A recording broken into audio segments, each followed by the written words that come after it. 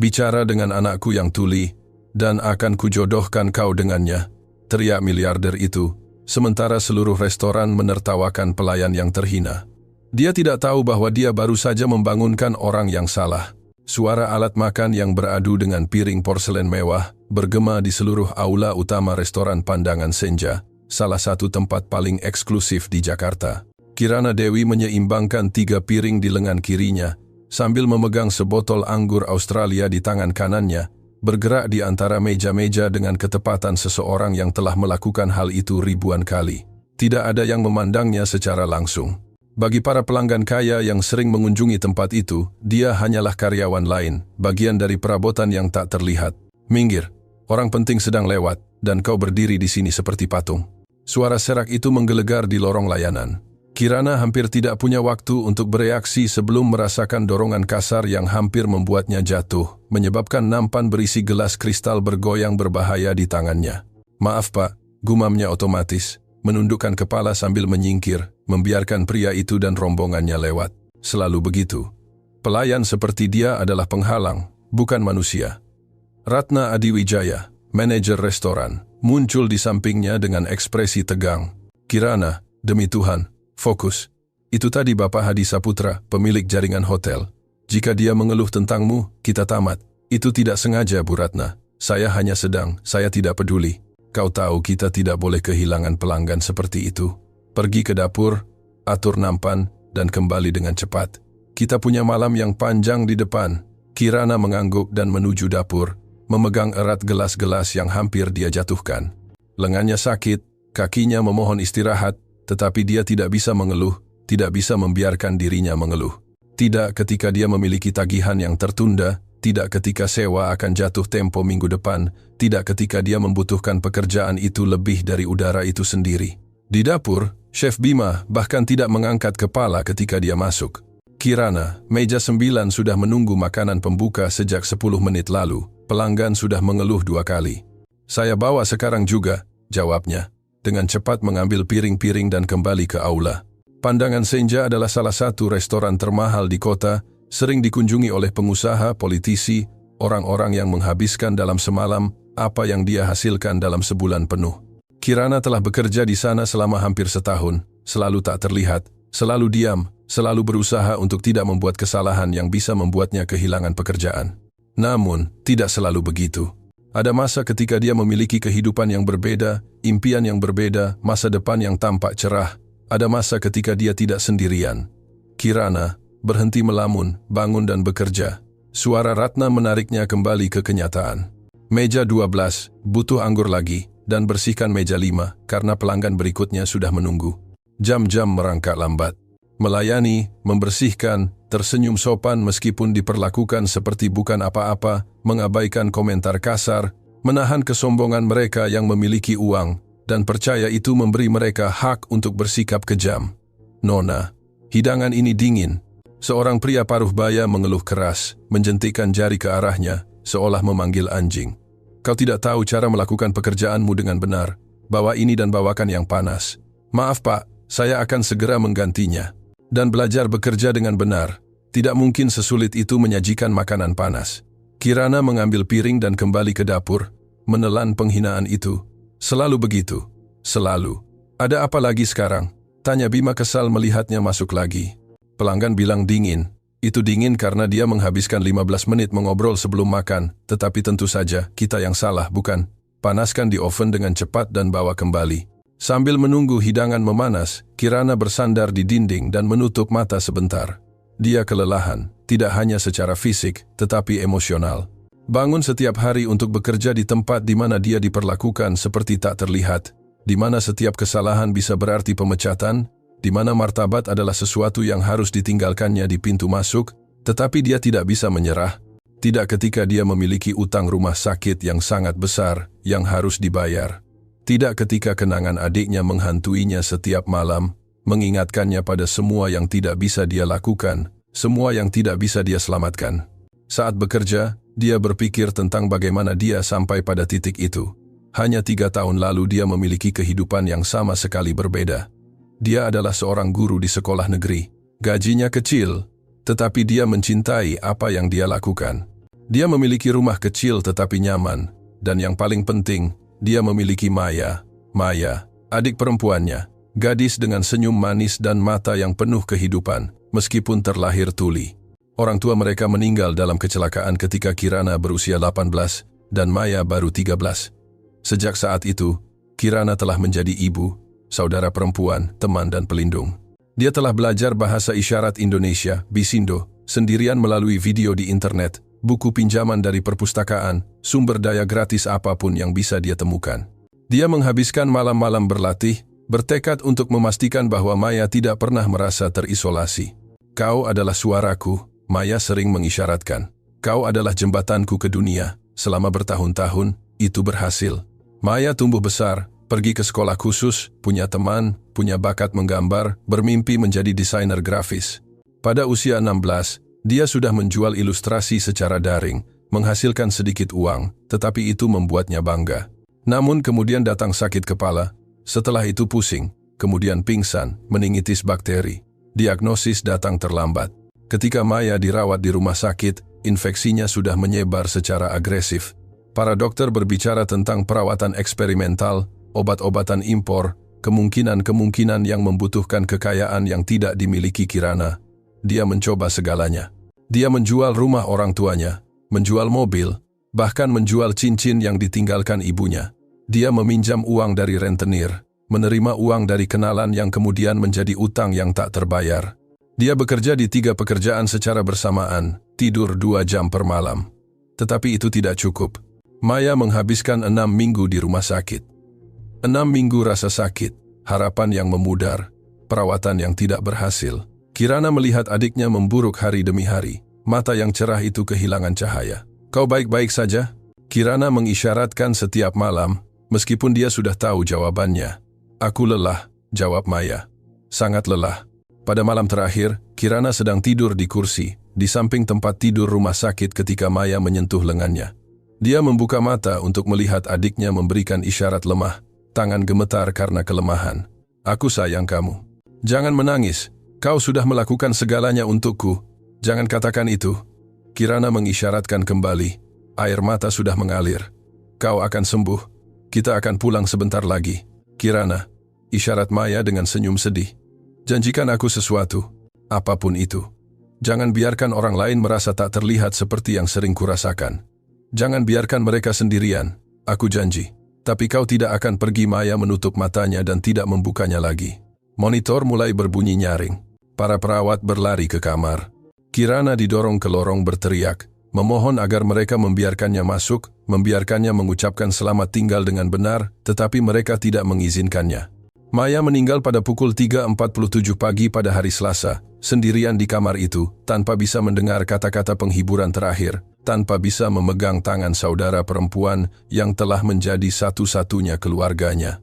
Utang yang dikumpulkan Kirana berjumlah Rp120.000 dan tidak menyelamatkan siapapun. Dalam bulan-bulan berikutnya dia kehilangan segalanya. Rumah disita oleh bank, pekerjaan guru hilang karena dia tidak lagi bisa berfungsi dengan baik. Dia terlambat, sering absen. Dia menangis di tengah pelajaran. Teman-temannya menjauh, lelah melihatnya, selalu sedih, selalu hancur. Dan Kirana berakhir di sana, di restoran pandangan senja, melayani orang-orang kaya yang tidak akan pernah tahu bagaimana rasanya melihat seseorang meninggal karena engkau tidak punya uang untuk menyelamatkannya. 3 tahun telah berlalu sejak pagi yang mengerikan itu.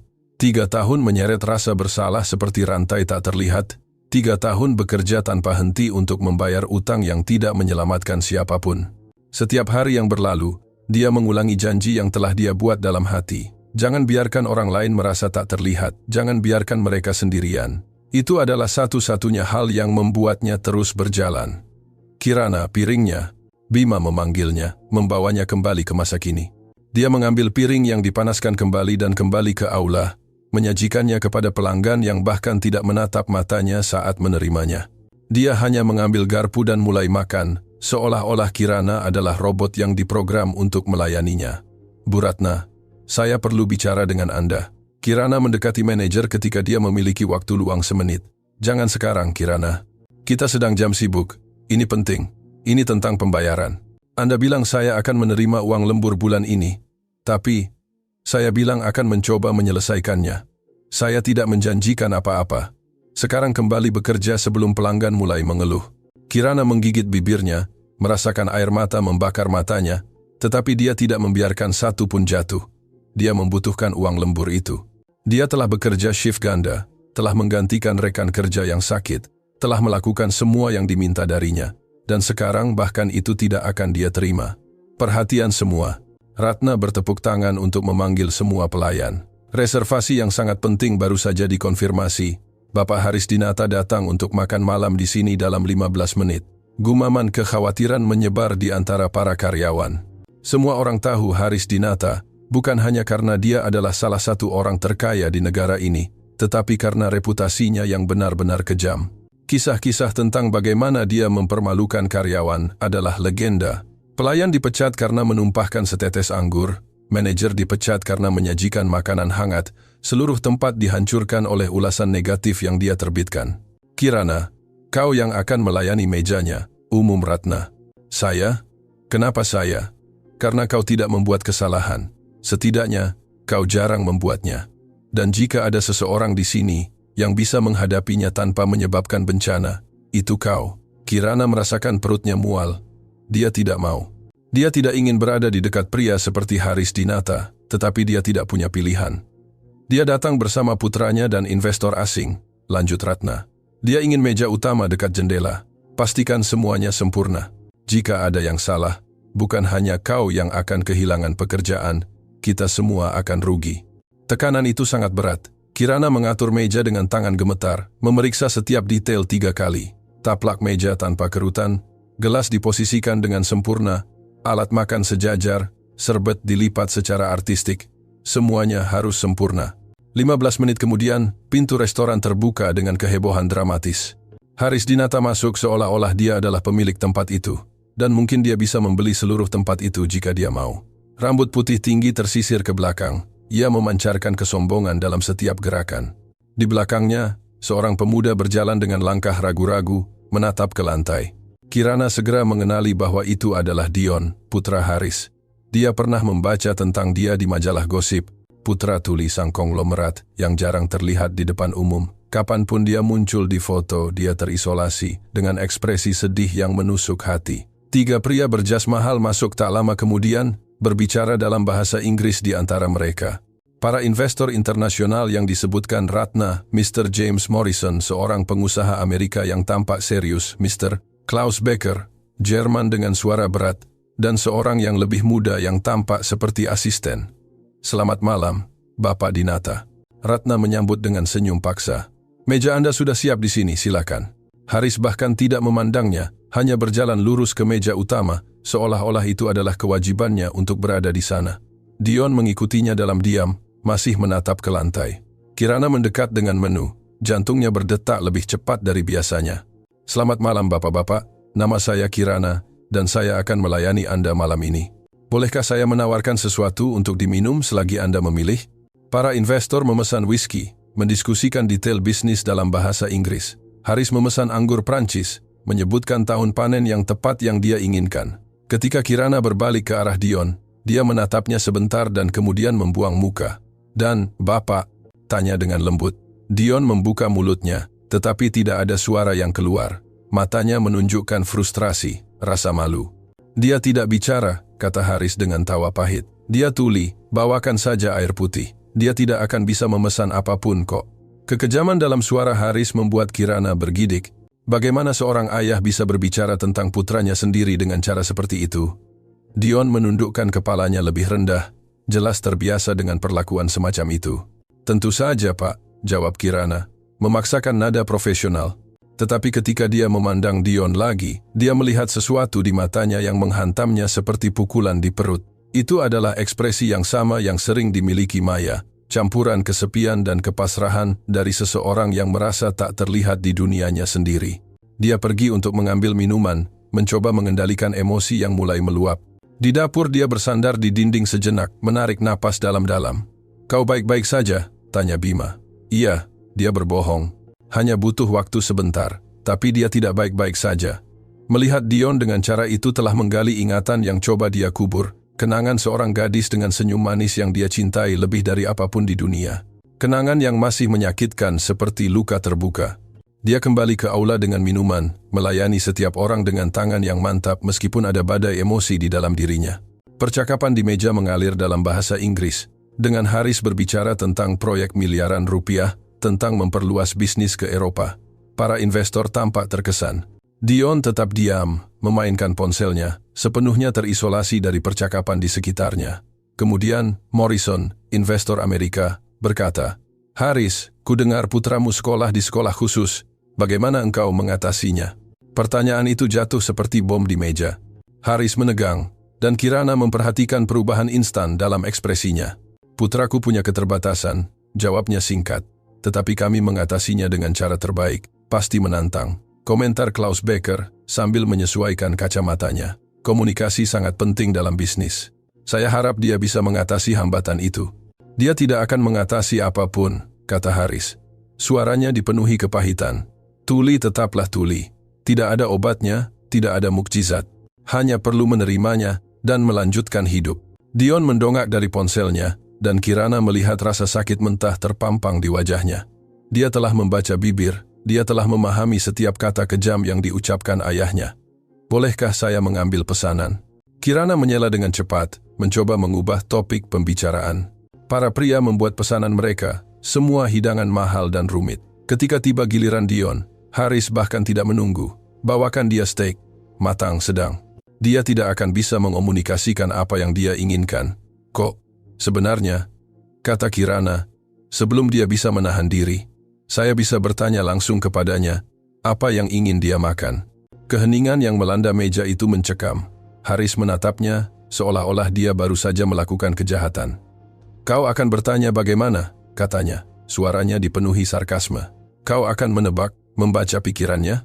Para investor tertawa, mengira itu lelucon.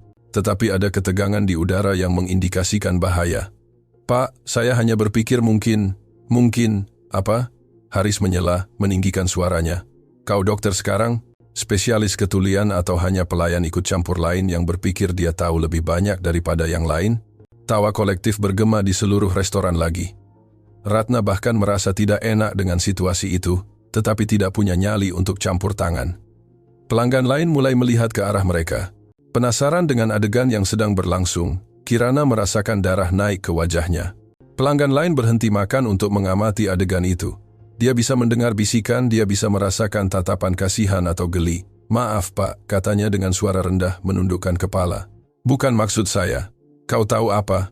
Haris menyela lagi, kini dengan senyum jahat di bibirnya. "Kau sangat ingin berbicara dengan putraku? Kalau begitu, bicaralah.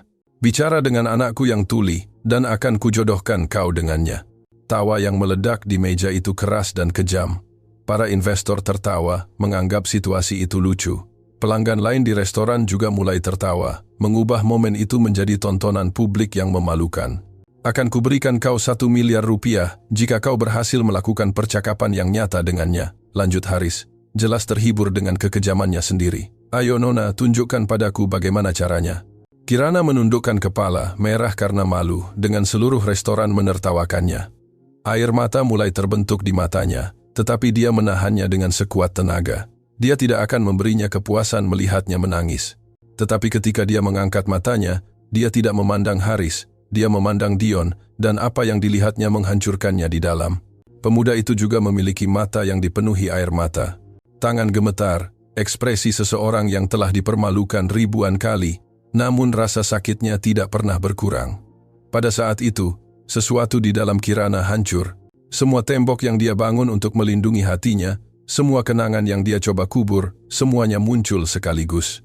Dia ingat adiknya, gadis manis yang bergantung padanya untuk segalanya, malam-malam ketika mereka menangis bersama, karena dunia terlalu kejam bagi yang berbeda, janji-janji yang telah dia buat dan tidak bisa dia penuhi. Dan dia memutuskan bahwa dia tidak akan membiarkan Dion menderita sendirian. Kirana menarik napas dalam-dalam, menyeka matanya secara diam-diam, dan melangkah maju, bukan ke arah Haris, tetapi ke arah Dion. Dan kemudian, di depan seluruh restoran yang masih menertawakan situasi itu, dia mengangkat tangannya dan mulai mengisyaratkan. Tawa itu langsung mati. Dion membuka matanya sepenuhnya, benar-benar terkejut. Tangannya yang tadinya gemetar, kini bergerak cepat menanggapi isyaratnya. Haris berhenti tertawa. Ekspresinya berubah dari geli menjadi kebingungan, lalu menjadi ketidakpercayaan. Apa yang kau lakukan? Dia tergagap, tetapi Kirana mengabaikannya sepenuhnya. Dia melanjutkan percakapan dengan Dion dalam bahasa isyarat. Tangannya bergerak dengan kelancaran alami, seolah-olah itu adalah bahasa pertamanya. Dion menjawab, dan untuk pertama kalinya sejak dia memasuki restoran, ada senyum di wajahnya. Senyum tulus dari seseorang yang akhirnya dilihat, akhirnya didengar. Para investor memperhatikan dengan mulut ternganga. Pelanggan lain berhenti makan untuk menyaksikan adegan yang tidak mungkin itu. Pelayan yang tak terlihat itu berbicara dengan lancar dengan putra tuli sang miliarder. Dia bertanya apakah mereka punya salmon panggang dengan sayuran kukus. Kirana menerjemahkan dengan tenang, berbalik ke arah Haris. Dan dia lebih suka jus jeruk alami daripada air putih. Haris terpaku, mulut terbuka, tetapi tidak ada kata-kata yang keluar. Bagaimana engkau? Dia akhirnya berhasil mengucapkan. Kirana menatap matanya langsung untuk pertama kalinya, dan ada kekuatan dalam tatapan itu yang tidak ada sebelumnya.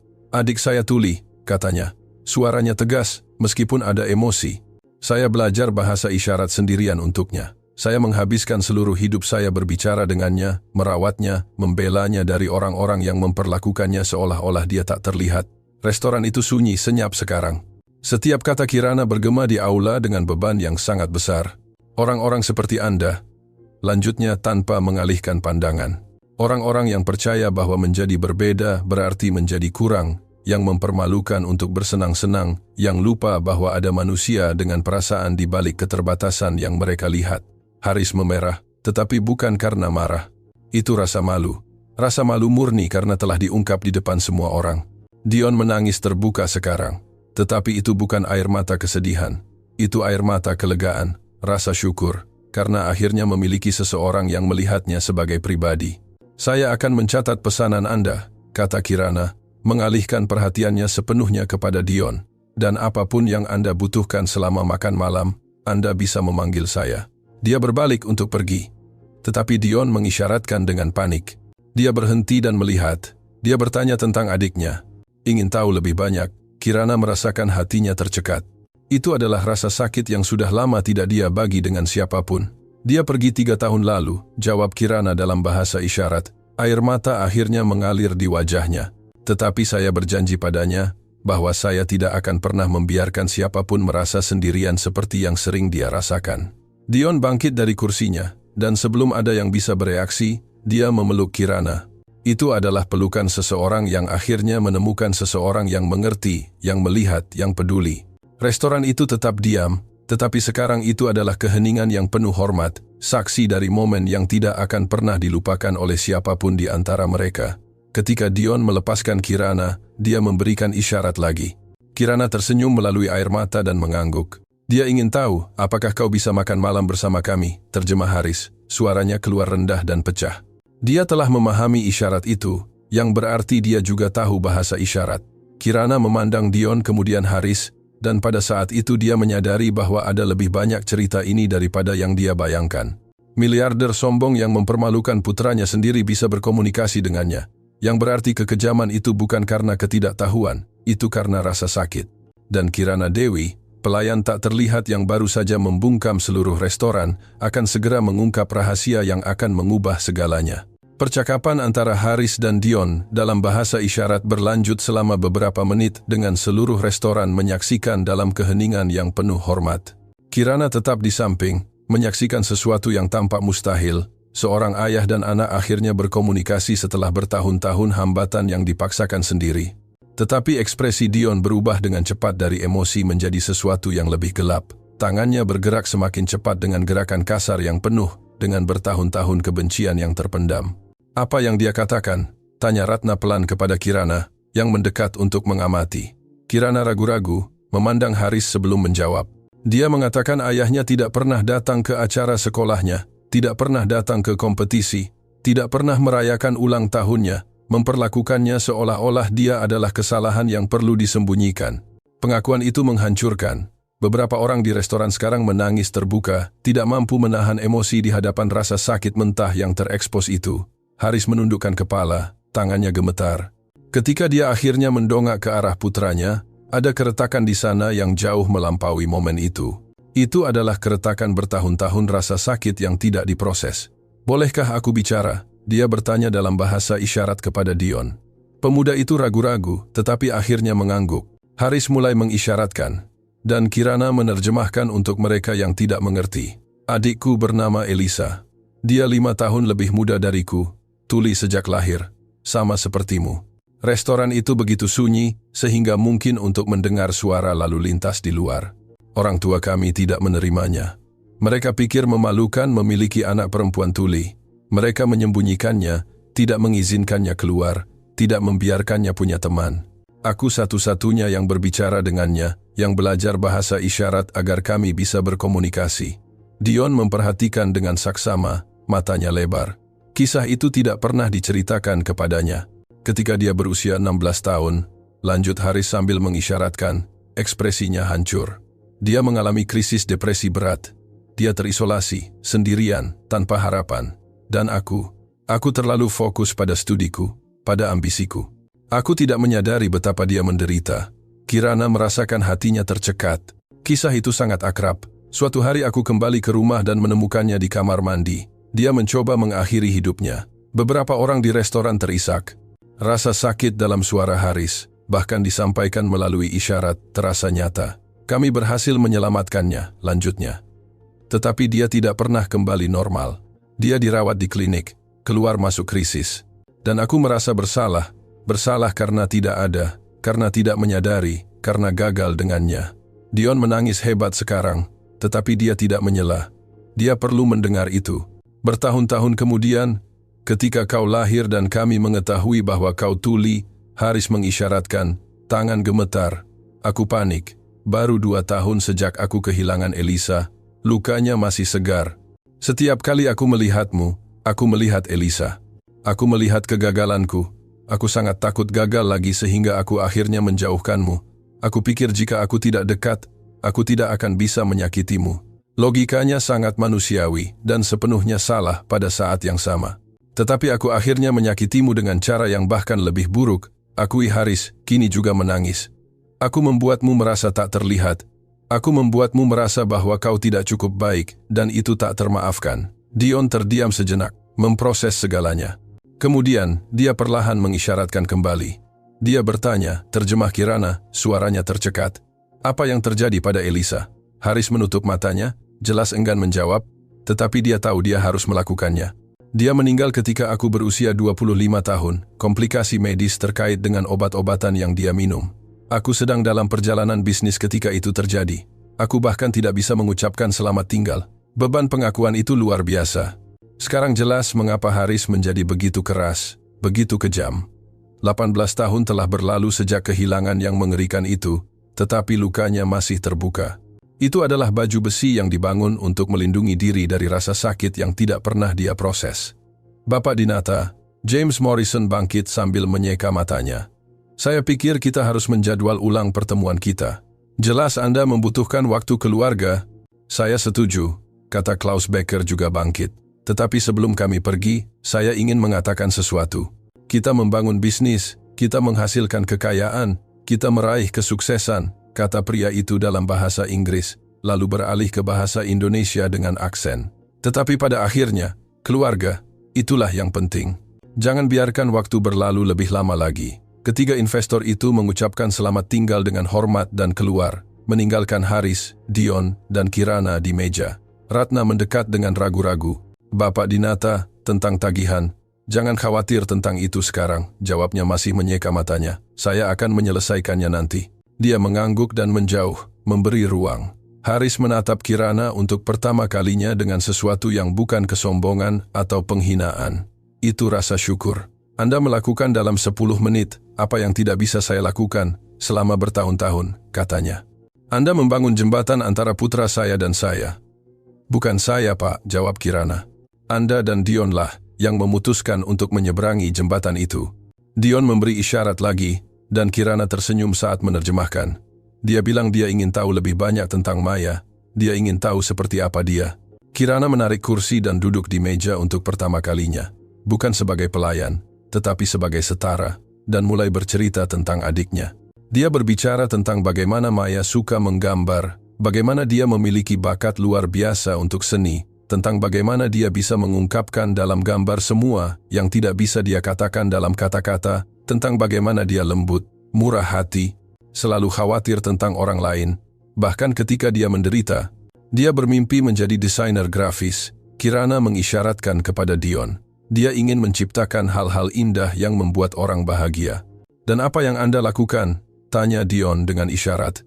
"Saya adalah guru sekolah dasar. Saya mengajar bahasa Indonesia kepada anak-anak. Saya suka melihat mereka belajar, tumbuh. Mengapa Anda berhenti?" Pertanyaan sederhana itu membawa begitu banyak beban. Kirana menarik napas dalam-dalam sebelum menjawab. "Ketika Maya sakit, biaya rumah sakit menghabiskan segalanya. Saya kehilangan rumah. Saya kehilangan pekerjaan karena sering absen untuk merawatnya.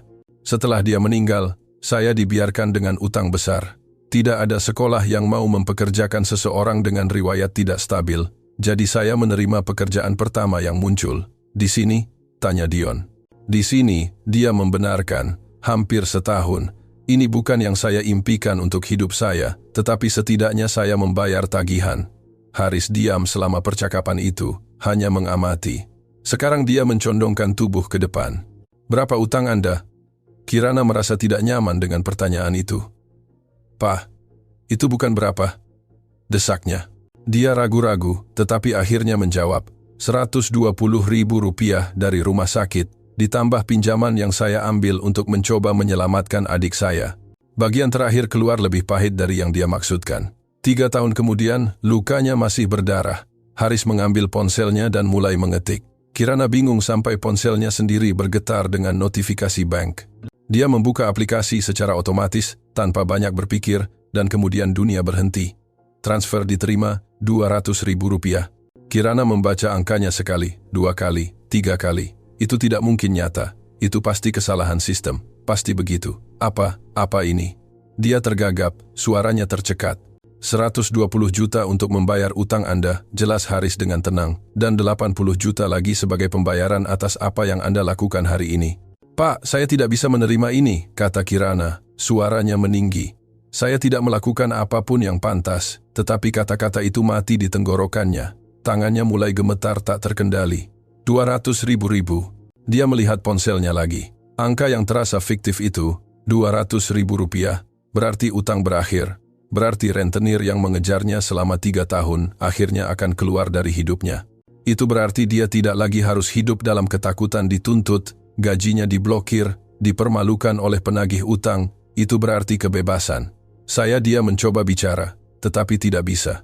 Air mata tiba-tiba datang, tanpa peringatan, mengalir di wajahnya. Itu bukan air mata yang halus. Itu adalah tangisan kejang, seseorang yang telah menahan terlalu banyak, untuk waktu yang terlalu lama. Dion kaget, mengisyaratkan khawatir. "Dia baik-baik saja?" Haris menerjemahkan pertanyaan putranya, tetapi dia sendiri tampak tidak yakin dengan jawabannya. Kirana menutupi wajahnya dengan tangan, mencoba mengendalikan diri, tetapi tidak bisa. 3 tahun rasa sakit, rasa bersalah, membawa beban karena tidak bisa menyelamatkan Maya. Semuanya muncul sekaligus. "Maaf," dia berhasil berkata di antara isak tangis. "Maaf, hanya saja saya tidak..." Dia tidak bisa menyelesaikan kalimat itu. Ratna muncul dengan serbet, menawarkannya dengan ekspresi khawatir. Kirana menerimanya, menyeka wajahnya, tetapi air mata terus mengalir. "Anda tidak perlu meminta maaf," kata Haris. Suaranya lebih lembut daripada yang pernah dia dengar. "Saya mengerti." "Tidak, Anda tidak mengerti," jawab Kirana. Akhirnya berhasil mengendalikan napasnya sedikit. "Utang ini bukan hanya uang, itu adalah bukti bahwa saya gagal. Setiap kali saya melihat tagihan, rasanya seperti mereka berkata, 'Kau tidak cukup baik, kau tidak melakukan cukup, kau membiarkannya mati.' Restoran itu sunyi kembali, semua mata tertuju padanya. Saya tahu itu tidak rasional," lanjutnya sambil menyeka matanya. "Saya tahu saya melakukan semua yang saya bisa, tetapi membawa utang ini seperti membawa rasa bersalah." Dan sekarang dia melihat ponselnya lagi, angka yang mengubah segalanya itu. "Sekarang saya bisa bernapas," bisiknya. Dion bangkit dan memeluk Kirana lagi. Kali ini dia membalas pelukan dengan erat, menangis di bahu pemuda yang mengerti bagaimana rasanya membawa rasa sakit yang tidak dilihat orang lain. Ketika mereka akhirnya berpisah, dia menatap Haris dengan rasa terima kasih yang melampaui kata-kata. "Terima kasih," katanya sederhana. "Terima kasih telah memberi saya sesuatu yang saya pikir tidak akan pernah saya miliki. Kedamaian." Haris mengangguk, tetapi ada ketidaknyamanan di matanya. "Jangan berterima kasih padaku dulu. Aku masih perlu meminta satu bantuan lagi padamu." "Tentang apa?" tanya Kirana, menyeka air mata terakhir. "Aku punya tawaran untukmu, tetapi aku ingin memperjelas sejak sekarang. Kau tidak perlu menerima. Aku sudah memberimu uangnya. Itu milikmu terlepas dari apa yang kau putuskan sekarang." "Tawaran macam apa?" "Aku ingin mempekerjakanmu sebagai penerjemah dan guru privat untuk Dion. Gaji 15.000 sebulan dengan tunjangan penuh. Kau akan bekerja beberapa jam sehari membantu dengan studi, menjadi jembatan komunikasi saat dibutuhkan. Dan yang paling penting, menjadi seseorang yang bisa diajaknya bicara dengan sungguh-sungguh." Kirana terdiam. "Kau tidak perlu menjawab sekarang," lanjut Haris. "Pikirkan baik-baik, lihat apakah itu yang kau inginkan, tetapi ketahuilah bahwa tawaran itu tulus." Kirana memandang Dion, yang menatapnya dengan harapan jelas di matanya. Kemudian dia memandang tangannya sendiri, masih gemetar karena kejutan emosional beberapa menit terakhir. "Bapak Haris," Kirana memulai perlahan. "Saya perlu jujur, saya tidak sempurna. Saya punya hari-hari buruk. Saya punya saat-saat di mana rasa sakit kehilangan adik saya masih melumpuhkan saya. Saya mungkin bukan orang ideal yang Anda bayangkan." "Tidak ada yang sempurna," jawab Haris. "Dan sejujurnya aku lebih suka seseorang yang mengenal rasa sakit dan mengatasi daripada seseorang yang hanya belajar tentang itu di buku. Bolehkah saya meminta waktu beberapa hari untuk berpikir?" "Tentu saja."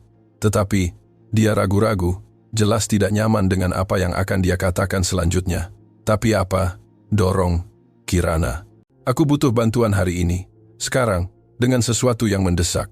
Pada saat itu ponsel Haris berdering, dia menjawab dengan cepat, dan Kirana memperhatikan perubahan instan dalam ekspresinya. "Kapan?" tanyanya tegang. "Berapa banyak waktu yang kita miliki?" Percakapan berlanjut selama beberapa menit lagi dengan Haris terlihat lebih gelisah. "Mengerti, aku akan mengurus semuanya," katanya sebelum menutup telepon. "Apa yang terjadi?" tanya Kirana. Haris menyisir rambutnya dengan tangan, jelas stres. "Itu pengacaraku. Sebuah proses hukum tentang kontrak internasional baru saja mendapat keputusan yang tidak menguntungkan di tingkat pertama. Dokumen-dokumen dalam bahasa Rumania yang perlu diterjemahkan adalah bagian krusial dari banding. Aku harus menyerahkan sertifikat kepada pengadilan Rumania sebelum besok jam 10 pagi. Jika aku tidak melakukannya, aku otomatis kehilangan hak untuk mengajukan banding, dan dengan itu, kontrak 50 miliar rupiah. 50 miliar? Ulang Kirana terkejut. "Ini rumit. Melibatkan dokumen internasional, terjemahan bersertifikat, masalah hukum di 3 negara berbeda." Dia menggelengkan kepalanya. "Dan tim pengacaraku baru saja memberitahuku bahwa mereka tidak akan bisa menyelesaikannya tepat waktu." Dion mengisyaratkan khawatir. Dia bertanya apakah semuanya akan baik-baik saja, terjemah Kirana. "Akan baik-baik saja," jawab Haris, tetapi dia tampak tidak yakin. "Selalu begitu." Tetapi Kirana melihat sesuatu dalam ekspresinya. "Itu bukan hanya tentang uang. Ada sesuatu yang lain, sesuatu yang pribadi dalam kontrak itu." "Bolehkah saya bertanya kontrak macam apa itu?" tanya Kirana. Haris ragu-ragu sebelum menjawab. "Ini untuk membangun pusat rehabilitasi, untuk penyandang disabilitas pendengaran, peralatan canggih, guru spesialis, semuanya gratis. Itu akan menjadi yang paling maju di seluruh Asia Tenggara." Pengungkapan itu membuat Kirana terdiam. "Aku memulai proyek ini 3 tahun lalu," lanjutnya, "untuk mengenang Elisa. Investor utamanya adalah orang Rumania dari Bukares. Keluarganya memiliki kisah yang mirip denganku. Mereka kehilangan seseorang karena kurangnya sumber daya medis. Itu sebabnya dia ingin mendanai proyek itu. Tetapi, kontraknya memiliki klausul yang sangat spesifik. Semua dokumen hukum harus dalam bahasa Rumania bersertifikat sebelum batas waktu terakhir, atau mereka kehilangan validitas hukum. Itu adalah undang-undang Rumania tentang investasi internasional. Jika aku tidak menyerahkan besok, kontrak otomatis dibatalkan, dan semua dana 50 miliar itu hilang." Dion membuka matanya lebar-lebar. Dia tidak tahu apa-apa tentang itu. "Anda membangun ini secara rahasia?" tanya Kirana. "Aku tidak ingin mengumumkannya sebelum selesai." Aku tidak ingin itu dilihat sebagai amal kosong atau propaganda. Aku ingin itu nyata, berfungsi, benar-benar membantu orang. Setelah 18 tahun membawa rasa bersalah ini, aku akhirnya menemukan cara untuk menghormati kenangan Elisa. Untuk pertama kalinya, Kirana melihat Haris sebagai seseorang yang 3 dimensi. Bukan hanya pria sombong yang mempermalukan karyawan, tetapi seseorang yang membawa rasa sakit dan mencoba dengan cara yang tidak sempurna untuk melakukan sesuatu yang baik. Masalah macam apa yang menghambat kontrak? Tanyanya. Dokumen dalam bahasa Rumania yang perlu diterjemahkan dan disertifikasi sebelum besok jam 10 pagi. Penerjemah utamaku mengalami keadaan darurat keluarga dan tidak ada cadangan yang bisa melakukannya tepat waktu. Kirana merasakan sesuatu yang aneh di dadanya. Rumania. Ya, investor utamanya dari Rumania. Kenapa? Dia ragu-ragu, sebagian darinya ingin berbohong, berpura-pura bahwa dia tidak bisa membantu.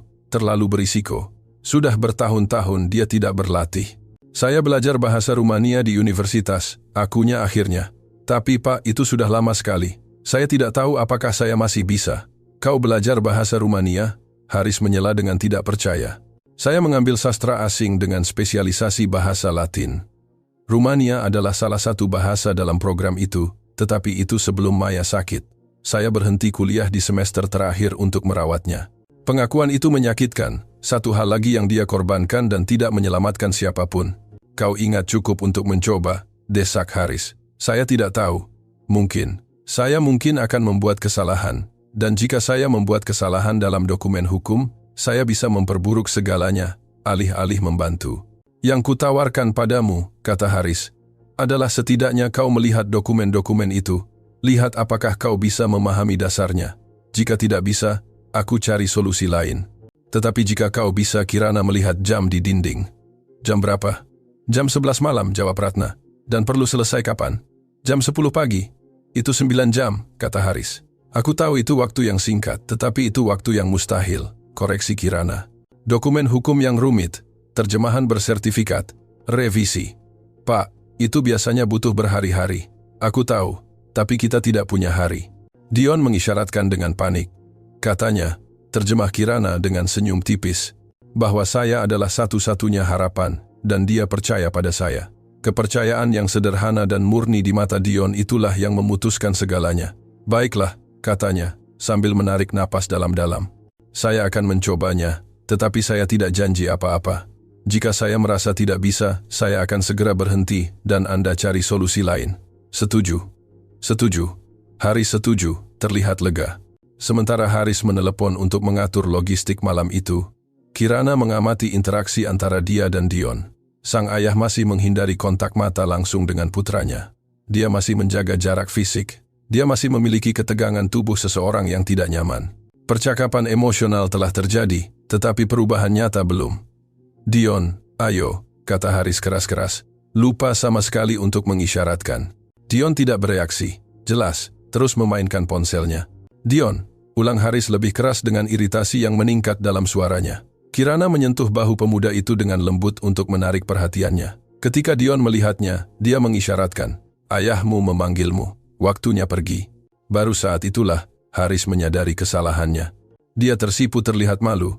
Maaf, katanya. Tetapi keras-keras lagi, kau tidak mengisyaratkan.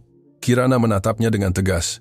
Bapak Haris, jika Anda benar-benar berkomitmen untuk berubah, Anda perlu mulai mengisyaratkan. Ini bukan hanya berbicara pada saat-saat emosional, ini tentang berkomunikasi dalam hal-hal kecil sehari-hari. Haris menegang. Aku tahu, hanya saja sulit. Aku menghabiskan begitu banyak waktu menghindarinya sehingga itu menjadi kebiasaan. Kebiasaan bisa diubah, jawabnya.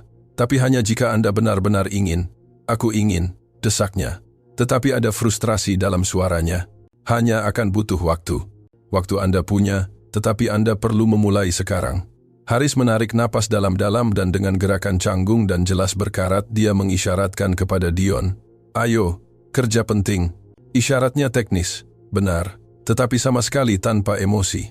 Itu adalah isyarat seseorang yang telah belajar bahasa itu, tetapi tidak pernah menggunakannya untuk terhubung dengan sungguh-sungguh. Dion mengangguk, tetapi Kirana melihat kekecewaan di matanya. Dia berharap lebih, dan Kirana menyadari bahwa perjalanan Haris akan jauh lebih panjang dan sulit daripada yang disarankan oleh momen emosional di restoran itu.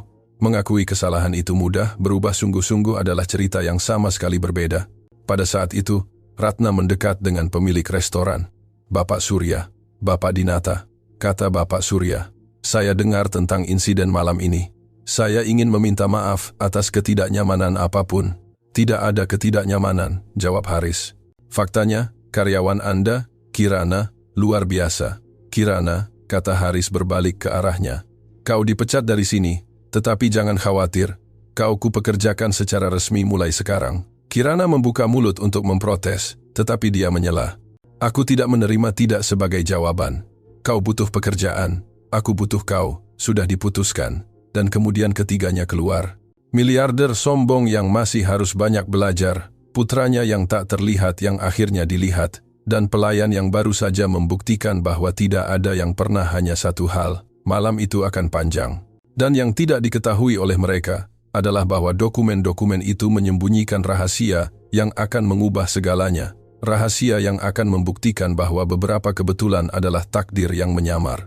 Mobil Haris persis seperti yang diharapkan Kirana dari seorang miliarder, mewah, sunyi, dengan kursi kulit yang mungkin lebih mahal daripada gajinya setahun. Dia duduk di kursi belakang di samping Dion, sementara Haris mengemudi dengan ketegangan yang terlihat di bahunya. Adrenalin dari apa yang terjadi di restoran masih mengalir di urat nadi Kirana. Dia tidak bisa memprosesnya sepenuhnya.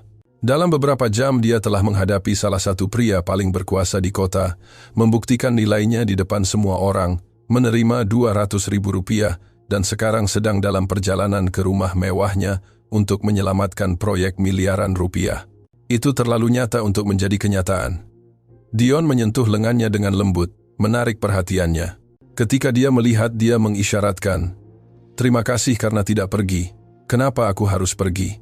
Isyaratnya kembali.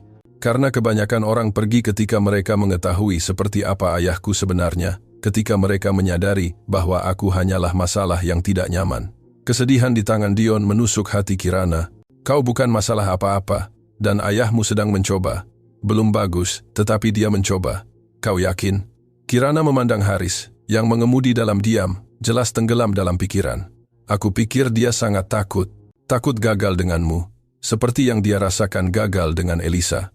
Dan terkadang, ketika orang takut, mereka menjauh alih-alih mendekat. Apakah begitu denganmu dan Maya?" Pertanyaan itu mengejutkan Kirana. "Tidak. Dengan Maya aku selalu berusaha dekat, tetapi dia ragu-ragu, memutuskan untuk jujur. Ada saat-saat di mana aku gagal. Saat-saat di mana aku sangat lelah, sangat kelelahan, sehingga aku tidak bisa memberinya semua perhatian yang pantas dia dapatkan. Dan aku membenci diriku sendiri untuk itu sampai hari ini. Dia memaafkanmu. Dia tidak pernah menyalahkanku, tetapi aku menyalahkan diriku sendiri. Kurasa itulah perbedaannya." Dion mengangguk, memproses. Kemudian dia mengisyaratkan lagi. "Ayahku juga membawa rasa bersalah. Aku melihatnya di matanya. Dia membenci dirinya sendiri setiap kali dia melihatku. Mungkin sudah waktunya dia belajar memaafkan dirinya sendiri, dan mungkin kau perlu membantunya dengan itu." "Bagaimana?" "Dengan menunjukkan kepadanya bahwa engkau tidak menyalahkannya, bahwa masih ada waktu untuk membangun sesuatu bersama." Percakapan itu diinterupsi oleh Haris. "Kita sampai." Gerbang besi terbuka, mengungkapkan rumah mewah yang sangat besar. Kirana merasa kecil di hadapan tampilan kekayaan itu. Taman yang rapi, lampu-lampu strategis, arsitektur modern. Itu adalah dunia yang sama sekali berbeda dari dunianya. Mereka masuk melalui pintu utama, dan Kirana terkesan dengan ukuran lobi. Semuanya besar, mahal, sempurna, tetapi juga dingin. Tidak ada foto di dinding, tidak ada benda pribadi. Itu lebih seperti hotel mewah daripada rumah. "Kantorku ada di lantai 2, kata Haris. "Semua dokumen ada di sana." Mereka menaiki tangga lebar, dan Kirana memperhatikan bahwa Dion berjalan, seolah-olah dia adalah seorang pengunjung, bukan penghuni. Dia menyentuh dinding dengan ragu-ragu, melihat lukisan seolah-olah dia melihatnya untuk pertama kalinya. Kantornya sangat besar, dengan dinding kaca yang menawarkan pemandangan kota yang diterangi. Ada rak-rak yang penuh dengan buku, piala, ijazah berbingkai. Tetapi yang paling menarik perhatian Kirana adalah apa yang hilang. Tidak ada satu pun foto Dion, tidak ada. Dia melihat ketika Dion juga menyadari. Pemuda itu melihat sekeliling mencari, dan ketika dia tidak menemukan bukti keberadaannya sendiri di sana, ekspresinya tertutup sepenuhnya. "Bapak Haris," kata Kirana hati-hati. "Bolehkah saya bertanya mengapa tidak ada foto Dion di sini?" Haris berhenti mengatur kertas di atas meja dan terpaku. "Aku tidak memikirkannya."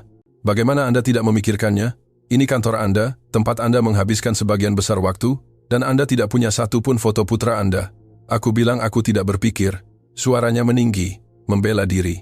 "Ada begitu banyak hal untuk dipikirkan, untuk diselesaikan, sehingga foto-foto bukanlah prioritas. Tetapi dia putra Anda. Dia seharusnya menjadi prioritas terbesar." Keheningan yang mengikuti terasa berat. Dion berdiri di dekat pintu, mengamati diskusi. Air mata sudah mengalir di wajahnya. Haris menyisir rambutnya dengan tangan, jelas bergumul dengan sesuatu di dalam. Ketika dia berbicara lagi, suaranya keluar pecah. "Aku tidak memasang fotonya karena terlalu menyakitkan untuk dilihat." "Menyakitkan kenapa?" "Karena setiap kali aku melihatnya, aku melihat Elisa. Aku melihat semua yang tidak bisa kulakukan untuknya. Dan aku sangat takut gagal lagi sehingga dia tidak bisa menyelesaikan kalimat itu." Kirana mendekatinya. "Kalau begitu saatnya berhenti melarikan diri dari rasa sakit itu dan mulai menghadapinya. Karena selagi Anda melarikan diri, Anda kehilangan putra Anda. Aku tidak tahu bagaimana melakukan yang berbeda. Mulai dari kecil, pasang foto dia di sini. Hanya satu." Haris melihat sekeliling kantor seolah-olah dia benar-benar melihat untuk pertama kalinya ketiadaan putranya yang menjerit.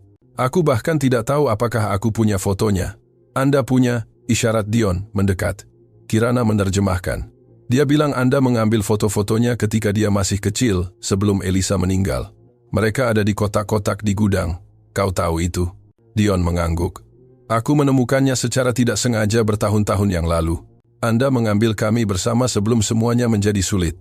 Pengungkapan itu menghantam Haris seperti pukulan. "Dion, aku..." Tetapi apapun yang akan dia katakan diinterupsi oleh bel pintu yang berdering. Ketiganya saling pandang bingung. Sudah hampir tengah malam. "Siapa itu?" Haris pergi ke interkom dan wajahnya memucat ketika dia melihat siapa yang ada di gerbang. "Siapa itu?" tanya Kirana. "Vania Permata, mantan rekan kerjaku." "Apa yang dia inginkan selarut ini?" "Tidak ada yang baik." Dia menekan tombol. "Vania, ini hampir tengah malam. Kau mau apa?" Suara wanita yang keluar dari interkom dingin, penuh perhitungan. "Buka gerbangnya, Haris. Kita perlu bicara tentang proyek pusat itu, dan tentang beberapa dokumen yang kutemukan." "Dokumen apa?" "Yang ditinggalkan adikmu Elisa, yang menjelaskan dengan tepat dari mana uang itu berasal untuk memulai kerajaanmu. Kau buka atau tidak?" Haris terlihat terguncang. Dia memandang Kirana, kemudian Dion, jelas terbelah. "Jangan buka," kata Kirana. "Jika dia punya sesuatu yang penting, dia bisa bicara di telepon besok. Dia tidak akan menyerah. Dan jika dia benar-benar punya dokumen Elisa, maka biarkan dia datang siang hari dengan janji temu, bukan di tengah malam untuk mengintimidasimu." Haris menarik napas dalam-dalam dan menekan tombol lagi. "Vania, kembali besok, jam kerja. Kau akan menyesalinya, Haris. Aku akan memastikan secara pribadi bahwa investor Rumania tahu segalanya tentang Elisa, tentangmu, tentang asal-usul uangmu yang sebenarnya. Tidak ada yang perlu diketahui. Aku membangun perusahaanku dengan kerja jujur. Benarkah? Kalau begitu, jelaskan mengapa Elisa meninggalkan warisan 3.000 rupiah. Untukmu, dari mana seorang wanita yang dirawat di rumah sakit sepanjang hidupnya mendapatkan uang itu?" Pertanyaan itu jatuh seperti bom. Kirana melihat Haris menutup matanya, jelas terpukul. "Dari mana uang itu?" tanya Kirana dengan lembut. "Aku tidak tahu," akunya. "Elisa meninggalkan rekening atas namaku. Aku menemukannya setelah dia meninggal. Uang itu ada di sana dengan surat yang mengatakan, gunakan untuk berbuat baik. Aku tidak pernah mempertanyakan. Aku pikir itu tabungannya, kompensasi asuransi, atau semacamnya. Dan jika tidak, maka seluruh proyekku dibangun di atas kebohongan, dan Vania akan menggunakan itu untuk menghancurkanku." Dion mengisyaratkan dengan mendesak, dan Kirana menerjemahkan. Dia bilang tidak masalah dari mana uang itu berasal. Yang penting adalah apa yang ayah lakukan dengannya sekarang. "Dion, ini tidak sesederhana itu." "Ya, ini," sela Kirana. "Dia benar. Vania bisa mengancam, dia bisa mencoba menodai reputasi Anda. Tetapi pada akhirnya yang penting adalah Anda membangun sesuatu yang akan membantu ratusan orang. Itu yang penting. Kau tidak mengerti. Jika terungkap bahwa uang itu memiliki asal-usul yang meragukan, para investor akan lari, pemerintah bisa memblokir izin, semuanya runtuh. Kalau begitu, mari kita cari tahu kebenarannya, kata Kirana dengan tekad. Sebelum Vania bisa menggunakan itu melawan Anda, pasti ada dokumen bank, catatan, sesuatu yang menjelaskan dari mana uang itu berasal. Di mana? Di sini, di barang-barang Elisa yang kau simpan, di kotak-kotak yang disebutkan Dion. Haris memandang putranya. Kau tahu di mana itu? Dion mengangguk dan mengisyaratkan. Aku tunjukkan. Ketiganya turun ke ruang bawah tanah rumah mewah itu. Itu adalah ruang yang sangat besar, diorganisir dengan rak-rak yang penuh dengan kotak-kotak berlabel. Dion langsung menuju bagian tertentu, menunjuk beberapa kotak yang ditandai Elisa pribadi. Mereka mulai membuka satu persatu. Ada pakaian, buku catatan dengan gambar, surat yang Elisa tulis tetapi tidak pernah dikirim, foto-foto masa kecil, momen-momen bahagia sebelum penyakitnya memburuk. Haris mengambil foto Elisa tersenyum memegang es krim. Sekitar 10 tahun, dia sangat bahagia di sini, gumamnya sebelum semuanya runtuh. Apa yang terjadi? Tanya Kirana. Orang tuaku tidak menerima ketuliannya.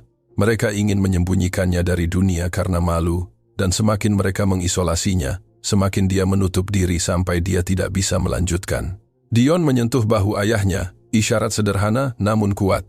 Haris menatapnya, dan untuk pertama kalinya dia benar-benar melihat putranya, bukan sebagai kenangan menyakitkan tentang Elisa, tetapi sebagai orangnya sendiri dengan ketakutan dan harapannya sendiri.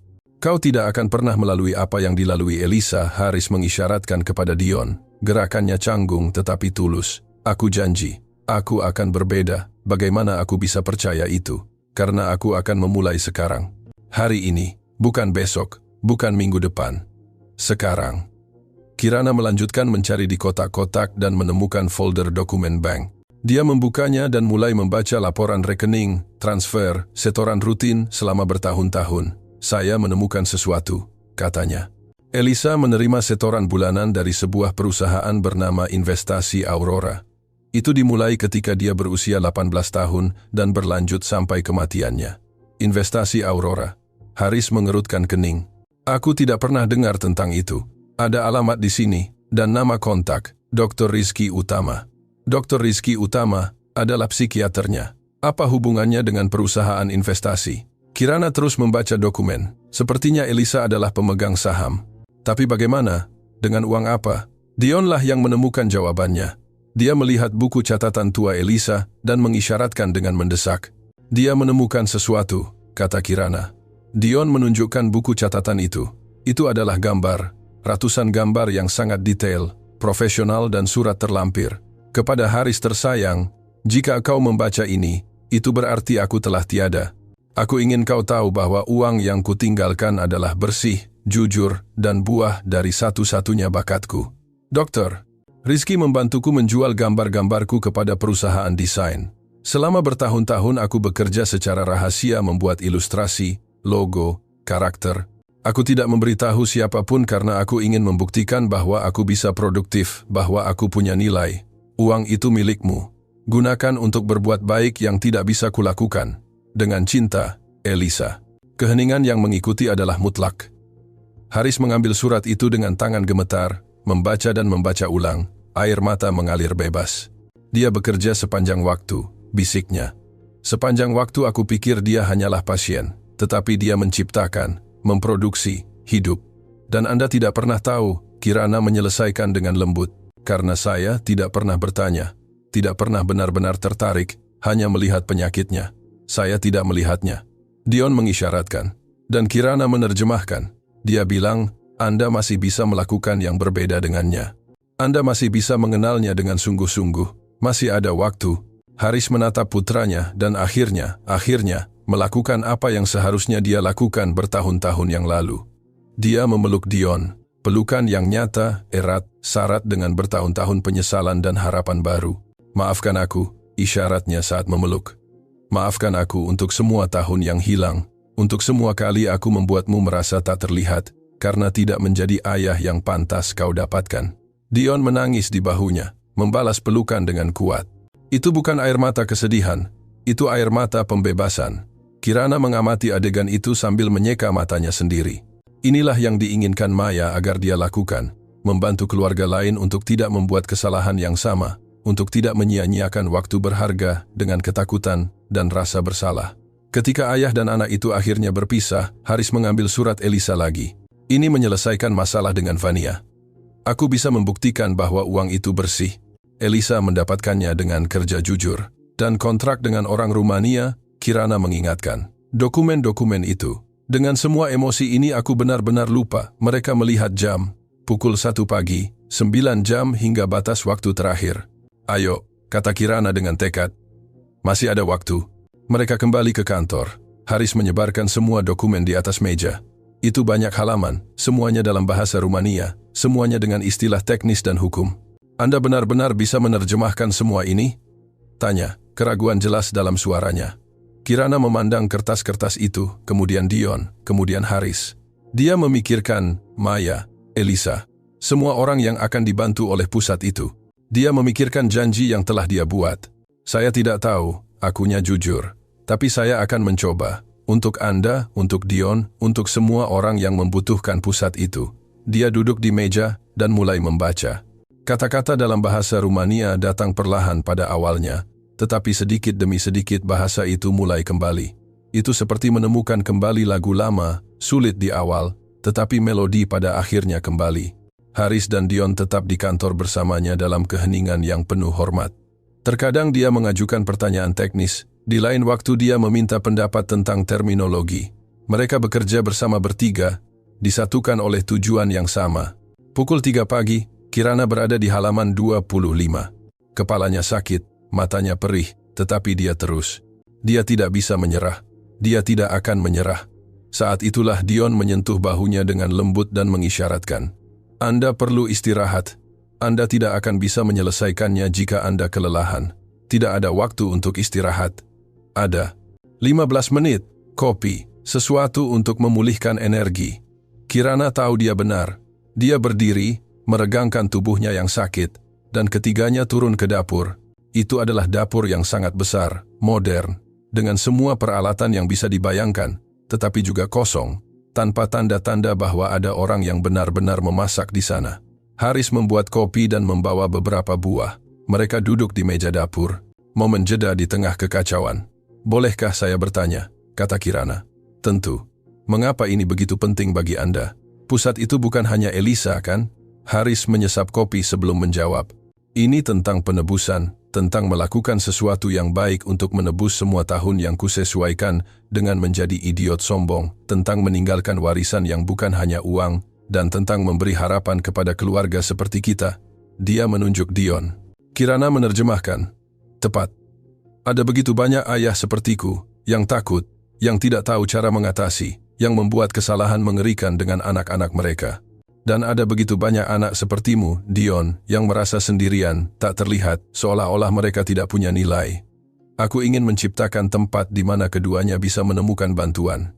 Itu mimpi yang indah, kata Kirana. Ya, dan aku tidak akan membiarkan Vania menghancurkannya. Aku tidak akan membiarkan ketakutan menang lagi. Mereka menghabiskan kopi dan kembali ke kantor. Kirana kembali tenggelam dalam dokumen, kini dengan energi yang diperbarui. Jam-jam berlalu. Jam 4 pagi, jam 5, jam 6. Dion tertidur di sofa kantor. Haris mondar-mandir, cemas, tetapi berusaha untuk tidak menekan. Pukul 7 pagi, Kirana menyelesaikan halaman terakhir. Dia gemetar karena kelelahan, tetapi dia telah berhasil. 50 halaman dokumen hukum yang rumit diterjemahkan dari bahasa Rumania ke bahasa Indonesia. Selesai, umum suaranya serak.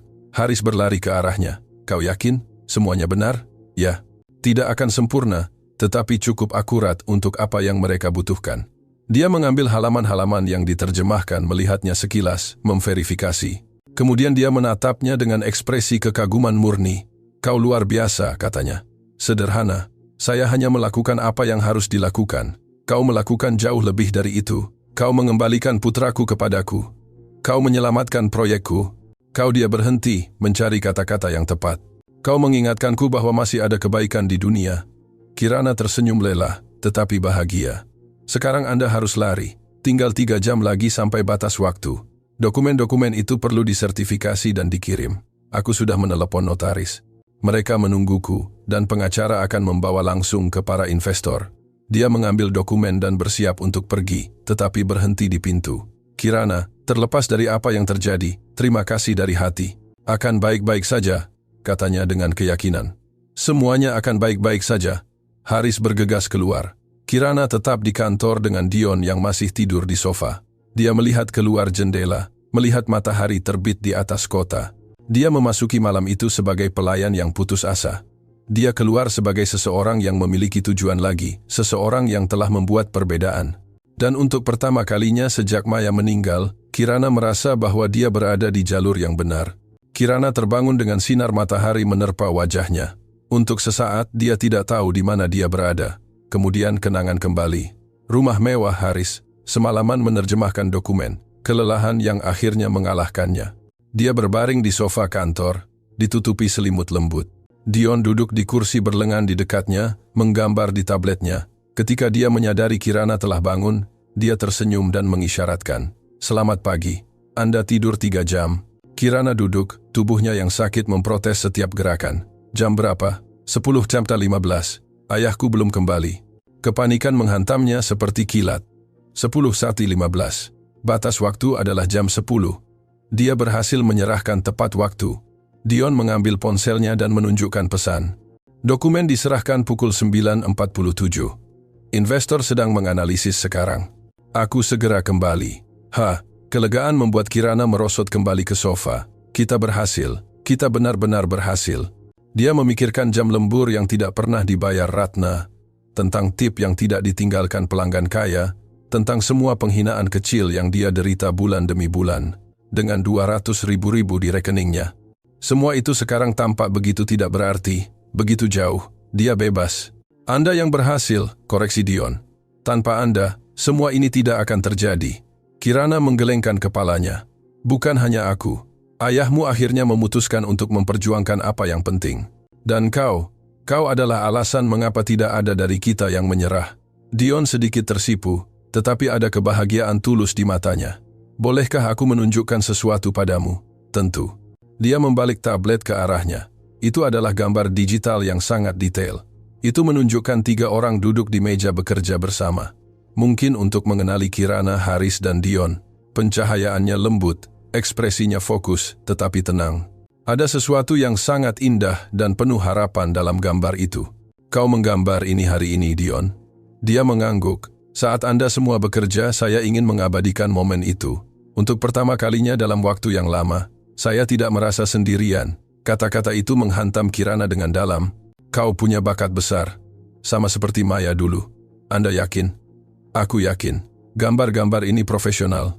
Sudahkah kau berpikir untuk melakukan sesuatu dengan ini? Saya selalu ingin. Tapi ayahku, dia berhenti, mencari kata-kata yang tepat. Ayahku selalu bilang seni bukanlah karier yang serius, bahwa saya perlu fokus pada hal-hal praktis, dan apa yang ingin kau lakukan. Saya ingin menjadi desainer grafis, menciptakan hal-hal indah, membuat orang bahagia melalui gambar. Dia ragu-ragu sebelum melanjutkan. Seperti yang dilakukan Elisa, Kirana tersenyum. Kalau begitu, itulah yang harus kau lakukan, dan aku yakin ayahmu akan mendukungmu, terutama sekarang setelah dia tahu tentang pekerjaan Elisa. Anda benar-benar berpikir begitu? Aku yakin. Pada saat itu, mereka mendengar pintu utama terbuka. Langkah kaki tergesa-gesa di tangga. Haris masuk ke kantor. Ekspresinya bersinar. Kita berhasil, katanya hampir berteriak. Para investor menyetujui. Kontraknya ditandatangani. Pusat itu akan dibangun. Kirana berdiri, masih pusing karena tidur, tetapi merasakan kegembiraan meledak di dadanya. Serius, mereka benar-benar menyetujui. Menyetujui. Mereka bilang terjemahannya sempurna, dokumennya sempurna. Proyeknya dimulai dalam 3 bulan. Dia menarik napas dalam-dalam, masih memproses segalanya. Dan kau tidak akan percaya ini. Bahkan, Hadi Saputra, pemilik hotel yang mendorongmu tadi malam di restoran, meneleponku pagi ini. Dia mendengar cerita itu dari pers dan ingin memberikan donasi ke pusat itu. Dia bilang dia malu dengan cara dia memperlakukanmu. Dion melompat dari sofa dan memeluk ayahnya. Itu adalah pelukan spontan, alami, tanpa keraguan hari-hari sebelumnya. Haris membalas pelukan dengan kuat, dan Kirana melihat air mata di mata keduanya. Dan, Vania, tanya ketika ayah dan anak berpisah. Ekspresi Haris menjadi gelap. Dia muncul di kantor pengacara pagi ini. Dia mencoba mengintimidasi para investor dengan tuduhan tentang uang Elisa. Dan kemudian saya menunjukkan dokumen yang Anda temukan. Surat Elisa, laporan bank, kontrak dengan perusahaan desain. Saya membuktikan bahwa setiap sen diperoleh dengan jujur melalui pekerjaannya. Bagaimana reaksinya? Dia marah. Mengancam akan menuntut, membuat keributan, segalanya. Tetapi para investor tidak memperhatikannya. Mereka melihat bahwa dia hanya mencoba menyabotase proyek karena balas dendam pribadi. Jadi, selesai. Dia akan meninggalkan Anda sendirian? Haris menghela napas. Aku tidak yakin. Orang-orang seperti Vania tidak mudah menyerah. Tetapi setidaknya sekarang dia tidak punya apa-apa yang konkret untuk digunakan melawanku. Seolah-olah mereka memanggilnya dengan sebutan itu. Bel pintu berdering. Semua orang saling pandang dengan tegang. Haris pergi ke interkom. Siapa itu? Ini aku. Suara Vania bergema dingin seperti biasa. Aku perlu bicara denganmu secara pribadi. Kita tidak punya apa-apa untuk dibicarakan. Kita punya. Kumohon Haris, hanya 5 menit dan aku datang sendirian, tanpa ancaman, tanpa permainan. Ada sesuatu yang berbeda dalam nada suaranya.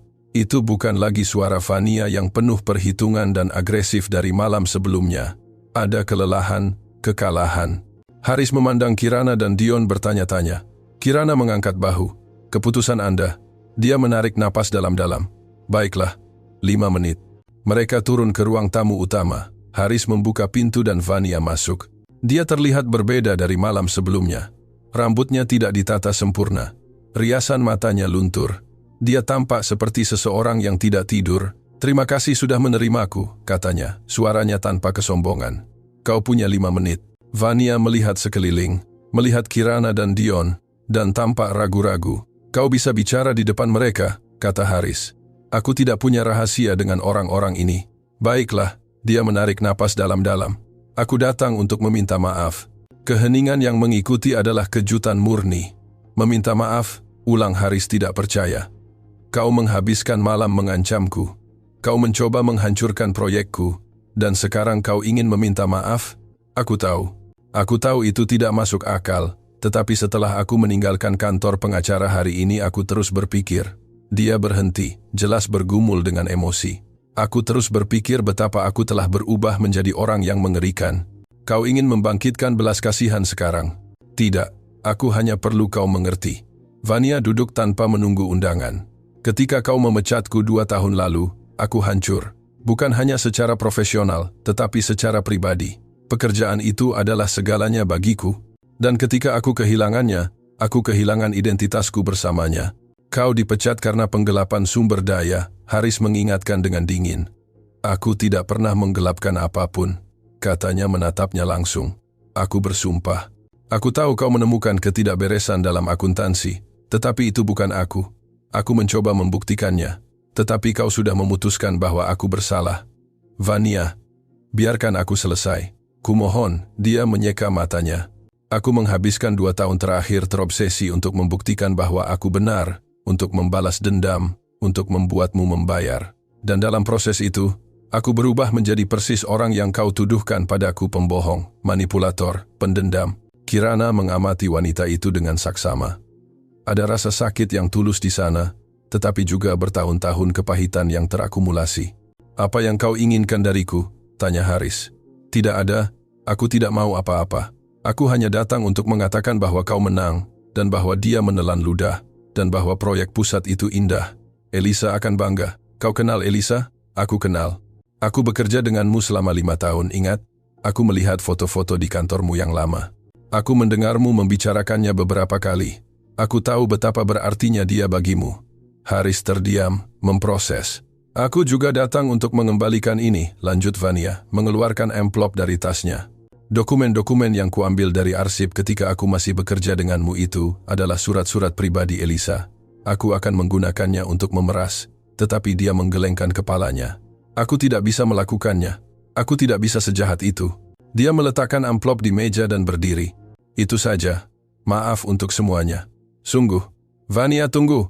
Haris memanggilnya saat dia menuju pintu. Dia berbalik, penuh harap.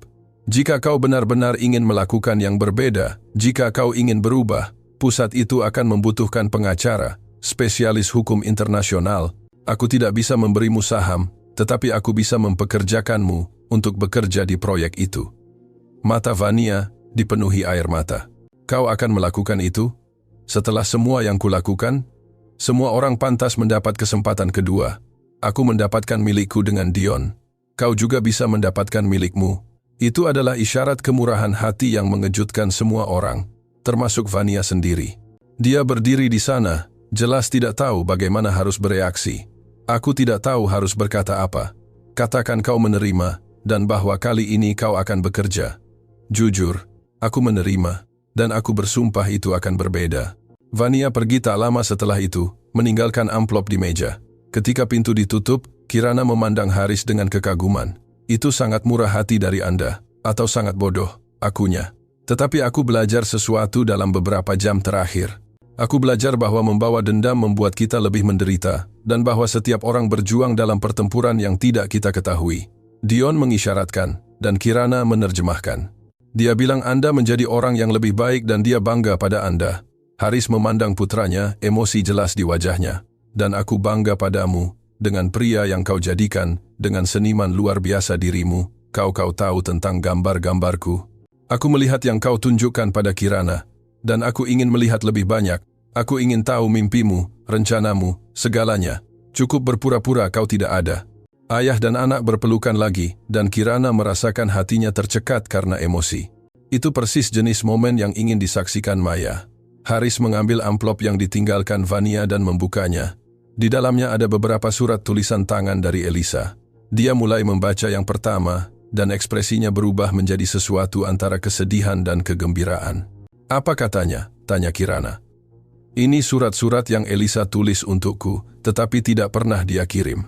Dia mencatat segalanya, ketakutannya, harapannya, mimpinya, dan di semua itu dia berbicara tentang satu hal keluarga. Dia terus membaca, suaranya tercekat. Haris tersayang, aku tahu kau takut punya anak, takut mereka akan sepertiku, takut mereka akan menderita sepertiku. Tetapi jangan takut, karena memiliki seseorang yang mencintaimu, meskipun tidak sempurna, lebih baik daripada sendirian. Jika suatu hari kau punya anak, cintai mereka tanpa syarat. Jangan buat kesalahan yang dibuat orang tua kita padaku. Air mata mengalir deras di wajah Haris. Dia tahu aku akan takut, dan mencoba mempersiapkanku, bahkan setelah dia pergi. Dia sangat mencintaimu, kata Kirana lembut. Aku menyanyiakan begitu banyak waktu dengan takut untuk menghormati kenangan itu, tetapi tidak lagi. Dia memandang Dion.